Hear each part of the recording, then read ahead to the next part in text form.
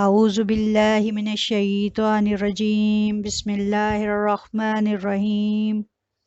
السلام علیکم طلبہ و طالبات، کیسے ہیں؟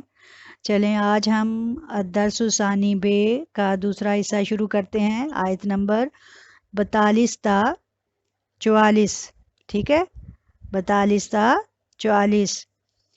اور لیکچر نمبر 16، ٹھیک ہے۔ چلیں سارے بچے پیج نمبر 15 نکال لیں، شروع کرتے ہیں۔ از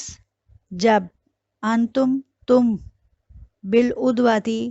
بھی ساتھ عدواتی کنارے، الدنیا قریب کے، جب تم قریب کے کنارے پر تھے، وہم اور وہ بالعدواتی کنارے، القصوی دور کے کنارے پر تھے، والرکبو اور قافلہ، اسفلا نیچے تھا، منکم تم سے،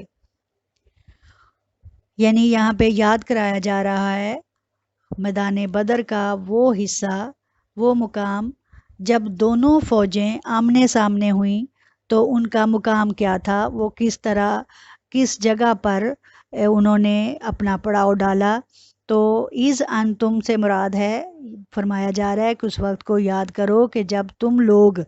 بالعدوۃ الدنیا یعنی کہ قریب کے کنارے پر تھے، کس کے؟ مدینہ کے، چونکہ مسلمان کہاں سے نکلے تھے؟ مدینہ سے، اور کفار کہاں سے آئے تھے؟ مکہ سے، اور کفار چل کر بدر کے مقام پر آ کر رک گئے تھے، اور جو مسلمان تھے وہ مدینہ سے قریب کے کنارے پر تھے، یعنی مدینہ ان کے بالکل قریب تھا اور وہ مکہ دور چھوڑ کر آئے تھے۔ دوسری طرف یہ کہ اگر مسلمان، آپ امیجن کریں کہ اگر درمیان میں یوں میدان بدر ہے، ادھر مدینہ ہے، یعنی کہ مدینہ سے مسلمان باہر نکلے تو ان کا قریب کا کنارہ ہے، جبکہ کفار جو ہیں وہ مدینہ کے دور کے کنارے پر ہیں، یعنی کہ وہ دوسری طرف ہیں۔ اس لیے قریب کا کنارہ کن کا ہوا؟ مسلمانوں کا، اور دور کا کنارہ کن کا ہوا؟ کفار کا۔ اور یہ کہا جا رہا ہے کہ اس وقت کو یاد کرو کہ جب تم مدینے کے قریب کے ناکے پر تھے، اس کے قریب کے کونے پر تھے، کنارے پر تھے، وَهُمْ بِالْعُدْوَةِ الْقُصْوَىٰ اور وہ جو ہیں وہ دور کے کنارے پر تھے، وَالرَّكْبُ اور قافلہ، اسفلا نیچے تھا، منکم تم سے، اور قافلہ جو ہے وہ کہاں سے آ رہا تھا؟ وہ ملک شام سے مکہ کی طرف جا رہا تھا، چنانچہ وہ ان کے تقریباً نیچے کی طرف تھا۔ وَلَوْ تَوَاعَدْتُمْ اور یہ کہ اگر تم ان سے طے کر لیتے کوئی مدت، ولو اور اگر تواعدتم تم ان سے طے کر لیتے، معین مدت کر لیتے، لاختلفتم تو ضرور وہ اختلاف کرتے۔ اب یہاں پہ کہا جا رہا ہے کہ اگر تم جنگ کے لیے آپس میں قرارداد کر لیتے کہ فلاں وقت پر جنگ لڑی جائے گی تو ضرور یہ تمہارے ساتھ اختلاف کرتے، کیونکہ ہیں ہی کفار کی عادت کیا تھی کہ وہ ہیں ہی اختلاف کرنے والے، فی المیعادی مدت کے اندر، یعنی جو ان کی جنگ کا آمنا سامنا ہونے پر بھی انہوں نے اس مدت کے اندر تقدیم و تاخیر کرنی تھی، کیونکہ یہ ان کی عادت میں شامل ہے اور انہیں اختلاف کرنا وہ اپنے اوپر لازم سمجھتے ہیں۔ ولیکن اور لیکن لیقضی اللہ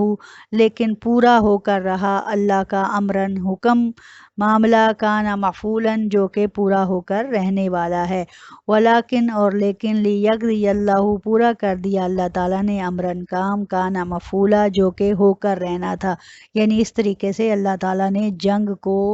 ثابت کر دیا، جنگ کو ایک حتمی مقام تک پہنچا دیا کہ وہ اللہ تعالیٰ کا حکم جب بھی کسی چیز کا ہو جاتا ہے۔ چنانچہ جب حق و باطل میں فرق کے بارے میں دعا کی گئی تو اللہ تعالیٰ نے بھی اس کام کو پایہ تکمیل تک پہنچایا، اور اس کام کا پورا کر کے رکھ اللہ تعالیٰ جب کسی کام کا حکم دیتا ہے تو وہ پھر پورا ہو جاتا ہے۔ اب اس سے کیا مراد ہے؟ لی یہلی کا من ہلاکا ان بینات، یعنی کہ اگر کوئی ہلاک ہو، من ہلاکا جو کوئی ہلاک ہو، ان بینات تو وہ واضح طور پر ہو، یعنی کہ اگر کوئی مرے تو اسے پتہ چلے کہ وہ کس وجہ سے مر رہا ہے، وَيَحْيَا اور اگر کوئی زندہ رہے، من حیا جو کوئی زندہ رہے، ان بینات تو وہ بھی جان کر، اللہ تعالیٰ کی شان کو پہچان کر، یعنی کہ اگر کوئی ہلاک ہو رہا ہے تو اسے اس بات کا پتہ چل رہا ہو کہ یہ ہلاکت اسے، یہ عذاب جو ہے، یہ جنگ جو ہے اس پر جو لاگو کی گئی ہے یہ اللہ کی طرف سے ہے، وہ اس وقت بھی اللہ کو جان کے اس دنیا سے جائے، اور اگر وہ جنگ کے نتیجے میں زندہ بچ جاتا ہے تو وہ زندہ بھی بصیرت پر رہے، یعنی کہ یہ جان کر رہے کہ اللہ تعالیٰ ہی حقیقی ذات ہے جو حقیقی قدرت رکھتا ہے کہ اسی کے سامنے سر تسلیم خم کیا جائے اور اس کی ذات کو خوب اچھی طرح سے پہچان لیا جائے۔ یعنی اس کا مطلب ہے کہ اگر کافروں کا کوئی شخص ہلاک ہوتا ہے اور کوئی زندہ رہ جاتا ہے تو وہ ان دونوں صورتوں میں جان رکھے کہ کوئی ایسی طاقت موجود ہے کہ جس نے انہیں ہلاک کیا، وہ اللہ کو جان کر اس دنیا سے جائیں، اور اگر وہ زندہ رہیں تو بھی یہ جان رکھیں کہ کوئی ایسی طاقت ہے جو مسلمانوں کے ساتھ ہے، اور وہ حق کو پہچان جائیں کہ اصل میں حق ہے کیا، اور حق یقیناً اسلام تھا، حق یقیناً مسلمان ہیں۔ وَإِنَّ اللَّهُ وَإِنَّ اللَّهَ اور بے شک اللہ تعالیٰ لا ضرور سمیع سننے والا، علیم جاننے والا ہے۔ اور پھر یہاں ہے کہ کچھ شک نہیں کہ بے شک اللہ تعالیٰ ہر قسم کی بات سنتا اور جانتا ہے، کوئی بھی چیز اس کی سماعت سے، کوئی بھی چیز اس کے علم سے باہر نہیں ہے، سب سے زیادہ سمیع علیم میرے اللہ کی ذات ہے۔ از جب یوری کا ہم، جب وہ دکھاتا تھا، ہم از یوری کا ہم اللہ، اور جب وہ تمہیں دکھاتا تھا ان کو اللہ، فی منامی کا تمہارے خواب میں، اور جب وہ دکھاتا تھا اللہ تمہارے خواب میں ان کو قلیلاً تھوڑا کر کے، یعنی کہ اللہ تعالیٰ نے کافروں کی اتنی بڑی تعداد کو مسلمانوں کی ایک خوابوں میں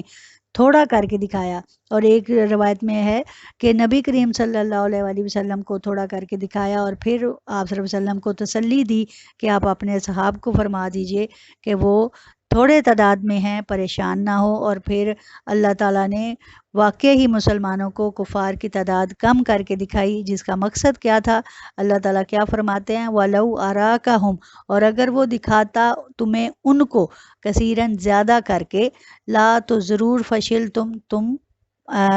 پست ہمت ہو جاتے، تو تم ضرور اپنا دل چھوڑ جاتے، ہمت چھوڑ جاتے، ولا تنازعتم اور تم ضرور جھگڑا کرتے، فی الامر اس کام میں، ولیکن اللہ سلم لیکن اللہ نے تجھے بچا لیا، ولیکن اللہ اور لیکن اللہ نے سلمہ بچا لیا، یعنی کہ اللہ تعالیٰ نے کافروں کو مسلمانوں کے خوابوں میں تھوڑا کر کے دکھایا، اور خوابوں سے مراد ہے کہ ان کی آنکھوں پر اللہ تعالیٰ نے ایک نیند کا سا، جیسے وہ کہتے ہیں پردہ سا ڈال دیا،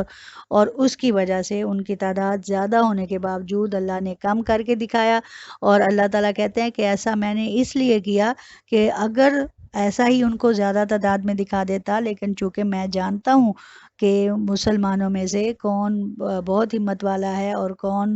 تھوڑا بزدل ہے یا کم ہمت ہے، تو میں نے ان تمام چیزوں کو مضبوط رکھنے کے لیے، تمہاری طاقت کو مجتمع رکھنے کے لیے ان کی تعداد کو کم کر کے دکھایا، کیونکہ پھر کیا ہوتا کہ اگر تعداد زیادہ ہوتی تو تم کیا کرتے؟ آپس میں جھگڑنے لگتے، وَلَا تَنَازَعْتُمْ فِي الْأَمْرِ تو ضرور تم اللہ کے اس کام میں جھگڑا کرنے لگتے، وَلَكِنَّ اللَّهَ سَلَّمَ لیکن اللہ تعالیٰ نے ایسا کر کے تمہیں اس جھگڑے سے بچا لیا، کیونکہ پھر مسلمان کیا کہتے کہ یا رسول اللہ صلی اللہ علیہ وآلہ وسلم، آپ نے یا اللہ نے ہم سے جس بات کا وعدہ کیا تھا وہ تو اتنی زیادہ تعداد میں ہے، تو ہم تو آپ کہہ رہے ہیں فتح ہوگی، لیکن اس طرح تو ہم شکست سے دوچار ہو سکتے ہیں، چنانچہ اللہ تعالیٰ نے ان کی ہمت بندھانے کے لیے، ان کو مضبوط کرنے کے لیے اور جھگڑے سے بچانے کے لیے کافروں کو کم کر کے دکھایا۔ انہو بے شک علیم وہ جاننے والا ہے، بذات الصدور سینوں کی باتوں کو، بے شک اللہ تعالیٰ سینوں کی باتوں کو بھی، یعنی جو دل میں سوچ میں کہیں ہمارے دلوں میں چھپی ہوئی ہیں تو اللہ تعالیٰ ان کو بھی خوب اچھی طرح جانتا ہے، اور یہ انسان کی نیچر ہے کہ وہ ایسی باتیں سوچتا ہے، اور جس خدا نے ہمیں بنایا ہے یقیناً وہ جانتا ہے کہ میرا بندہ کب کیا چیز محسوس کر سکتا ہے، چنانچہ اللہ تعالیٰ انتظام بھی اپنے بندوں کے اسی طریقے سے کرتا ہے جو ان کی نیچر میں، جو ان کی فطرت میں رکھا ہے۔ چنانچہ اللہ تعالیٰ کیا فرماتے ہیں؟ انہو علیم بذات الصدور کہ بے شک اللہ تعالیٰ سینوں کی باتوں کو بھی خوب اچھی طرح جانتا ہے، ان سے بھی خوب اچھی طرح واقف ہے۔ وَإِذْ اور جب یُریکُمُہُم جب وہ دکھا رہا تھا تمہیں ہم ان کو اذل تقیتم جب تمہارا اور ان کا آمنا سامنا ہو رہا تھا۔ اور اللہ تعالیٰ فرماتے ہیں کہ اس وقت جب تم ایک دوسرے کے مقابل ہوئے تو کافروں کو تمہاری نظروں میں تھوڑا کر کے دکھایا۔ وَإِذْ یُریکُمُہُم اور دکھایا اللہ تعالیٰ نے کافروں کو تھوڑا کر کے تمہاری نظروں میں، اذ التقیتو جب تمہاری ملاقات ہوئی، یعنی کہ آپس میں آمنا سامنا ہوا، فی میں اعینکم تمہاری آنکھوں میں، قلیلاً تھوڑا کر کے۔ ٹھیک ہے کہ اس طرح اللہ تعالیٰ نے جب تمہارا اور ان کا آمنا سامنا ہوا تو تمہاری نظروں میں کافروں کو تھوڑا کر کے دکھایا، وَیُکَلِّلُکُم اور تمہیں تھوڑا کر کے دکھایا، فی اعینہم ان کی آنکھوں میں، اور تمہیں بھی، چونکہ پہلے کیا لگ رہا تھا جب اللہ تعالیٰ نے مسلمانوں کی مدد کس طریقے سے کی کہ فرشتے بھیجے، پہلے 1000 پھر 3000 پھر 5000، تو مسلمانوں کو تو اپنے ساتھ ساتھ لگ رہا تھا کہ کئی بہت سارے لوگ جو ہیں ان کے ساتھ لڑتے ہوئے کافروں سے برسر پیکار نظر آ رہے ہیں، لیکن کفار کو وہ تعداد کم لگ رہی تھی اور وہ سمجھ رہے تھے کہ ہم ابھی ان کو دبوچ لیں گے اور انہیں ختم کر دیں گے۔ لیکن اللہ تعالیٰ نے کیا کیا کہ وَيُكَلِّلُكُمْ اور تمہیں کم کر کے دکھایا، فی اعینہم ان کی آنکھوں میں، یعنی کہ دونوں صورتوں میں یہ ایک پردہ ڈال دیا تاکہ دونوں ہی کسی طور میدان جنگ سے بھاگ نہ سکیں اور بہادری اور جرأت سے لڑتے ہوئے اپنی فتح جو ہے اس سے ہمکنار ہو سکیں۔ لِيَقْضِيَ اللَّهُ تاکہ پورا کر سکے اللہ امرن کام، کانا ہے مفعولاً جو پورا ہو کر رہنے والا، کیونکہ اللہ تعالیٰ کا ایسا کرنے کا مقصد کیا تھا کہ جو خود کام خدا کو منظور تھا اس کو وہ کر ڈالے، لِيَقْضِيَ اللَّهُ تاکہ وہ کر دے امرن کام، کانا مفعولا جو کہ ہو کر رہنے والا تھا، وَإِلَى اللَّهِ اور الی اللہ اور طرف اللہ ہی کے، ترجعو لوٹنا ہے، الامور تمام کاموں کو، وَإِلَى اللَّهِ ترجع الامور اور سب کاموں کا رجوع خدا ہی کی طرف ہے۔ یعنی کہ اگرچہ ہر چیز جو ہے دنیا میں جو بھی ہے اس نے آنا ہے اور پھر ان تمام چیزوں کا رجوع جو ہے وہ اللہ ہی کی طرف ہونا ہے، یعنی اس کا مطلب ہے کہ ایک دن یہ تمام دنیا جو سجائی گئی ہے اس کا خاتمہ ہونا ہے، اور اسی لیے ہم یہ آیت پڑھتے ہیں انا للہ و انا الیہ راجعون، کہ بے شک ہر چیز اللہ کے لیے ہے اور ہر چیز اسی کی طرف لوٹ جائے گی۔ چنانچہ اللہ تعالیٰ تمام جو امور ہیں ان کا معاملہ، ان کا جو خاتمہ ہے وہ اللہ ہی کی ذات پر ہوگا، اللہ ہی کی طرف ہوگا، اور انسان کا اس میں کوئی بس نہیں۔ اللہ تعالیٰ اپنی مرضی سے جس کو چاہے فتح دے دے اور جس کو چاہے شکست دے دے، اور اللہ کے کام میں کوئی جو ہے وہ شریک نہیں ہو سکتا اور اس کے فیصلوں میں کوئی حائل نہیں ہو سکتا۔ چنانچہ جب وہ کسی کام کا حکم دے دیتا ہے تو وہ پورا ہو کر رہتا ہے۔ میرا خیال ہے آپ کو یہ لیسن بھی یہاں تک آیات جو ہیں 42 تا 44 آپ کو اچھی طرح سمجھ آ گئی ہوں گی۔ اگر آپ کو کسی لفظ کے سمجھنے میں کوئی مسئلہ ہوا ہے تو آپ مجھ سے بات کر سکتے ہیں، اور اپنا بہت سا خیال رکھیے گا۔ وآخر دعوانا الحمدللہ رب العالمین۔